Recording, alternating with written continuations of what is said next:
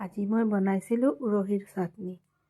উৰহীৰ লগত কেইটামান উৰহী কাটি লৈছোঁ, কেইটামান শুকান মিঠা মাছ, নহৰু অলপ, আদা দিয়া নাই বাৰু, পিঁয়াজ এটা, শুকান জলকীয়া দুটা, কেঁচা জলকীয়া দুটা। এইখিনি মই আস্তে আস্তেকৈ চব বস্তুবিলাক ভাজি ভাজি উঠাই লৈছোঁ। লাষ্টত উৰহীখিনি দি অলপ নিমখ হালধি দি উৰহীখিনি বইল হোৱালৈকে অলপ ভাজি লৈছোঁ।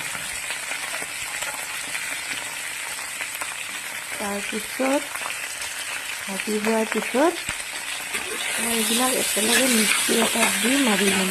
পটাত বনালে বেছি ভাল হয়, কিন্তু মোৰ ইচ্ছা নাছিল আজি পটাত, সেইকাৰণে মই মিক্সিতে দি ল'ম বুলি ভাবিছোঁ। ধনিয়া পাতো দিছোঁ অলপ। এইকেইটা ধনিয়া পাত কিন্তু ঘৰৰ হয় দেই, মই এটা টবত লগাইছোঁ। তাৰপিছত সকলোখিনি ভাজি হোৱাৰ পিছত মিক্সিত দি পিচি ল'ম। খাবলৈ কিন্তু বহুত ভাল হৈছিল। আপোনালোকে এদিন ট্ৰাই কৰিবচোন।